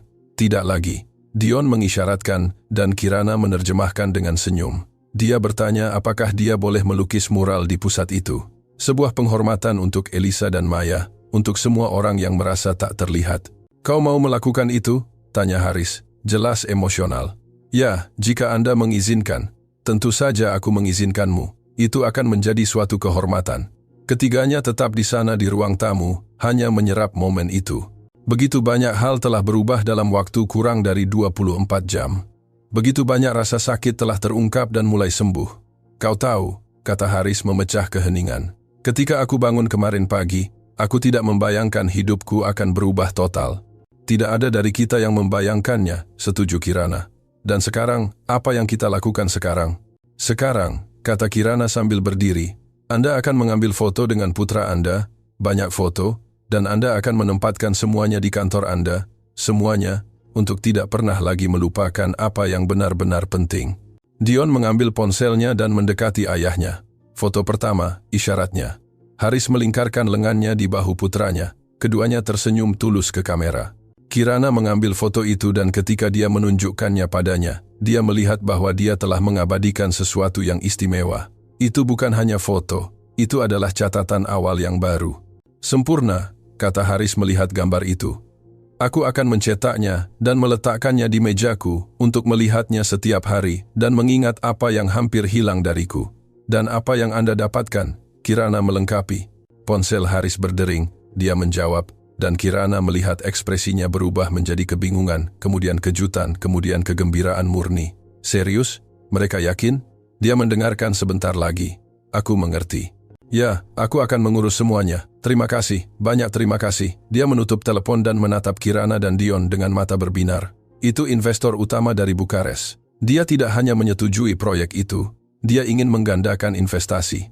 Dia bilang dia sangat terkesan dengan kisah Elisa, dengan gambar-gambarnya, dengan segalanya, sehingga dia ingin membuat pusat itu lebih besar lagi. Lebih besar bagaimana? Tanya Kirana. Cukup besar untuk melayani tidak hanya penyandang disabilitas pendengaran, tetapi semua jenis disabilitas. Dia ingin mengubahnya menjadi pusat rehabilitasi komprehensif yang terbesar di seluruh Asia Tenggara. Besarnya hal itu menghantam mereka seperti gelombang. Ini bukan hanya tentang Elisa. Sekarang ini tentang ribuan orang yang akan dibantu. Elisa yang membuat ini terjadi, kata Haris melihat surat-surat yang masih di tangannya. Bahkan setelah pergi, dia terus membuat perbedaan. Sama seperti yang Anda lakukan, kata Kirana. Dan akan terus Anda lakukan. Dion mengisyaratkan. Kita perlu merayakan. Kau benar, Haris setuju. Kirana, kau makan malam bersama kami malam ini? Sungguh, kali ini bukan sebagai karyawan, tetapi sebagai keluarga. Kata keluarga membuat Kirana merasakan sesuatu yang hangat di dadanya. Itu akan menjadi suatu kehormatan, sempurna. Dan setelah makan malam kita pergi ke gudang. Dion, kau akan menunjukkan semua gambarmu, semuanya. Dan kita akan bicara tentang rencanamu untuk masa depan, tentang desain grafis, tentang mimpimu, tentang segala sesuatu yang seharusnya kutanyakan bertahun-tahun yang lalu. Dion memeluk ayahnya dan Kirana melihat bahwa keduanya menangis. Tetapi itu bukan air mata kesedihan, itu air mata harapan, memulai kembali, akhirnya menemukan jalan satu sama lain. Dan Kirana tahu bahwa dimanapun Maya berada, dia tersenyum, karena janji itu telah dipenuhi. Tidak ada lagi yang tak terlihat, tidak ada lagi yang sendirian. Matahari pagi membanjiri bangunan modern dengan cahaya keemasan. Kirana berhenti di trotoar, menatap ke atas, masih tidak bisa sepenuhnya percaya bahwa itu nyata. Huruf-huruf besar bersinar di fasad. Pusat Elisa Maya, rehabilitasi dan pengembangan integral. Air mata membasahi matanya untuk kesekian kalinya minggu itu. Melihat nama adiknya di sana, permanen, dihormati, lebih dari yang pernah dia impikan. Indah, bukan? Haris mendekat dari belakang, juga mengagumi bangunan itu. 5 lantai, peralatan canggih, tim 100 profesional, dan semuanya dimulai hari ini. Ini surreal, akui Kirana. Masih terasa seperti mimpi. Bisakah kau percaya bahwa 6 bulan lalu aku mempermalukanmu di sebuah restoran? Saya percaya. Dan, bisakah kau percaya bahwa aku berpikir untuk menyerah pada segalanya? Haris menatapnya dengan serius. Terima kasih karena tidak melakukannya, karena melihat sesuatu dalam diriku yang tidak kulihat, karena memberi kesempatan kepada Dion dan aku. Anda yang memberi diri Anda sendiri kesempatan. Saya hanya membuka pintu. Tetapi tanpamu kami tidak akan pernah menyeberang. Dion berlari keluar dari gedung, mengisyaratkan dengan gembira. Ayo lihat, muralnya sudah selesai. Keduanya mengikutinya ke lobi utama. Dan di sana, menempati seluruh dinding di hall masuk, adalah mahakarya Dion, mural raksasa, yang dilukis dengan tangan, menunjukkan puluhan orang, orang-orang dari segala usia dengan disabilitas yang berbeda, semuanya terhubung oleh garis-garis cahaya. Di tengah, 2 sosok wanita, jelas Elisa dan Maya, mengulurkan tangan seolah memberkati semua orang di sekitar. Dion, bisik Kirana tanpa kata-kata. Ini sempurna. Butuh waktu 3 bulan, isyaratnya bangga. Saya ingin menangkap esensi dari apa arti tempat ini, bahwa tidak ada yang sendirian, bahwa semua orang dilihat. Haris meletakkan tangannya di bahu putranya. Bibimu akan sangat bangga padamu dengan seniman yang kau jadikan, dengan pria dirimu. Dan dengan ayah yang akhirnya kukenal dengan sungguh-sungguh, tambah Dion dengan senyum. Dalam beberapa bulan terakhir, hubungan antara ayah dan anak telah berubah total. Haris belajar mengisyaratkan dengan lancar. Mereka menghabiskan waktu berjam-jam berbicara tentang seni, tentang mimpi, tentang kehidupan. Mereka makan malam sebagai keluarga setiap malam. Mereka melakukan kegiatan bersama di akhir pekan. Mereka akhirnya menjadi keluarga yang nyata. Semuanya, ini hampir waktunya. Vania muncul. Ya, Vania yang sama. Haris telah mempekerjakannya sebagai koordinator hukum pusat itu. Pers sudah datang. Keluarga pertama juga. Kirana menarik napas dalam-dalam, menyesuaikan gaunnya. Dia adalah direktur komunikasi dan hubungan masyarakat pusat itu, sekarang bertanggung jawab untuk menghubungkan keluarga dengan sumber daya, untuk mendatangkan spesialis dari negara lain, untuk memastikan bahwa tidak ada yang tertinggal karena kurangnya informasi. Di luar, kerumunan telah terbentuk, kamera TV, wartawan, keluarga yang penuh harapan, otoritas lokal, Tetapi yang paling penting adalah orang-orang biasa. Orang tua menggendong anak, remaja penasaran, lansia mencari bantuan. Haris naik ke panggung kecil yang dipasang di depan gedung. Kirana dan Dion berdiri di sisinya. "Selamat pagi semua," ia memulai. Suaranya tegas, tetapi emosional. "Hari ini adalah hari yang saya impikan selama bertahun-tahun. Tetapi saya pikir tidak akan pernah tiba." Pembukaan pusat Elisa Maya. Tepuk tangan bergema di antara kerumunan. Pusat ini menyandang nama dua wanita luar biasa yang tidak pernah memiliki kesempatan untuk melihat dampak yang akan mereka miliki di dunia. Adik saya, Elisa, yang menderita isolasi dan kesalahpahaman, tetapi yang melalui seni dan cintanya meninggalkan warisan yang hari ini berubah menjadi harapan. Dan Maya, adik dari wanita luar biasa di samping saya, yang juga pergi terlalu cepat, tetapi yang rohnya hidup di setiap orang yang akan kami bantu di sini. Kirana menyeka air mata dalam diam. "Tetapi saya ingin jujur dengan Anda," lanjut Haris. "Tempat ini hampir tidak ada bukan karena kurangnya uang atau sumber daya, tetapi karena kurangnya sesuatu yang jauh lebih penting. Kemanusiaan." Kerumunan terdiam, penuh perhatian. 6 bulan lalu saya adalah pria yang berbeda, sombong, kejam, buta terhadap apa yang benar-benar penting. Saya memperlakukan orang seperti objek, menilai nilai dari penampilan, dan yang lebih buruk, saya membuat putra saya sendiri merasa tak terlihat karena saya tidak punya nyali untuk menghadapi ketakutan saya sendiri. Dion memegang tangan ayahnya, isyarat dukungan diam-diam. Sampai suatu malam di sebuah restoran, saya membuat kesalahan yang mengubah segalanya. Saya mempermalukan seorang pelayan di depan umum. Saya membuat lelucon kejam atas biaya putra saya, dan saya pikir itu baik-baik saja, karena saya punya uang dan kekuasaan. Dia memandang Kirana, tetapi pelayan itu melakukan sesuatu yang belum pernah dilakukan siapapun. Dia menunjukkan kepada saya bahwa saya salah, bukan dengan kemarahan atau balas dendam, tetapi dengan martabat dan kompetensi. Dia membuktikan bahwa saya benar-benar meremehkan siapa dia, dan dalam proses itu dia memaksa saya untuk melihat ke cermin dan melihat monster yang telah saya jadikan. Beberapa orang di antara hadirin sekarang menangis. Kirana Dewi adalah seorang guru, spesialis bahasa, salah satu orang paling berkualitas yang pernah saya temui, tetapi hidup telah memukulnya begitu keras sehingga dia bekerja sebagai pelayan untuk bertahan hidup. Dan saya, idiot, hanya melihat seragam. Saya tidak melihat orangnya. Dia berbalik sepenuhnya ke arahnya. "Kirana, Anda menyelamatkan lebih dari sekadar proyek. Anda mengembalikan putra saya. Anda mengajari saya bahwa nilai tidak ada pada jabatan atau uang, tetapi pada karakter dan kemanusiaan. Semua yang diwakili oleh pusat ini, semua yang akan dilakukannya, ada karena Anda menolak untuk menyerah ketika saya memberi Anda semua alasan untuk melakukannya." "Haris," bisiknya. Air mata mengalir deras. "Jadi, untuk semua orang di sini, dia kembali ke kerumunan. Ambillah pelajaran yang saya pelajari dengan cara yang paling sulit. Jangan pernah menilai seseorang dari penampilan. Pelayan bisa menjadi seorang guru. Petugas kebersihan bisa menjadi seorang insinyur. Orang yang Anda perlakukan sebagai tak terlihat bisa menjadi persis orang yang Anda butuhkan untuk mengubah hidup Anda." Keheningan mutlak. Kemudian seseorang mulai bertepuk tangan. Kemudian yang lain dan yang lain, sampai seluruh kerumunan berdiri bertepuk tangan dengan keras. Dion mendekat ke mikrofon. Untuk pertama kalinya dia akan berbicara di depan umum melalui Kirana yang menerjemahkan. Dia mulai mengisyaratkan, dan Kirana menerjemahkan dengan suara tercekat. "Namaku Dion. Aku menghabiskan 16 tahun merasa tak terlihat sampai aku bertemu Kirana. Dia menunjukkan kepadaku bahwa menjadi berbeda bukanlah menjadi kurang.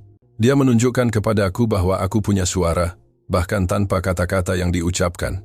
Hari ini kita meresmikan pusat ini untuk mengenang dua wanita yang menderita dengan ketidakjelasan, tetapi juga dalam perayaan semua orang yang menolak untuk membiarkan orang lain tak terlihat. Pita dipotong, pintu terbuka, keluarga pertama masuk, disambut oleh tim yang tersenyum dan siap. Kirana mengamati segalanya ketika dia merasakan dua kehadiran di sisinya. Haris dan Dion, ayah dan anak bersatu. "Terima kasih," kata Haris sederhana, "untuk segalanya." "Jangan berterima kasih padaku," jawabnya. "Berterima kasihlah karena Anda punya keberanian untuk berubah." Dion mengisyaratkan. "Keluarga, keluarga." Haris mengkonfirmasi dalam bahasa isyarat. "Keluarga," ulang Kirana. Ketiganya berdiri di sana, mengamati orang-orang memasuki pusat itu, masing-masing dengan kisah mereka, rasa sakit mereka, harapan mereka.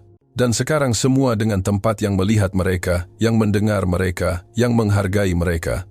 Kirana memikirkan malam itu di restoran, tentang bagaimana dia menundukkan kepala merah karena malu, dengan semua orang menertawakannya. Tentang bagaimana dia berpikir untuk menyerah pada segalanya, dan dia melihat di mana dia sekarang.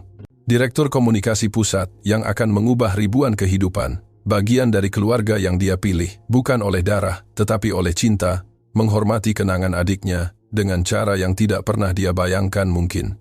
Maya, bisiknya ke langit. Janji terpenuhi. Tidak ada lagi yang tak terlihat. Tidak jika aku bisa mencegahnya. Dan di suatu tempat dia yakin, Maya tersenyum karena janji itu telah dipenuhi. Tidak ada lagi yang tak terlihat.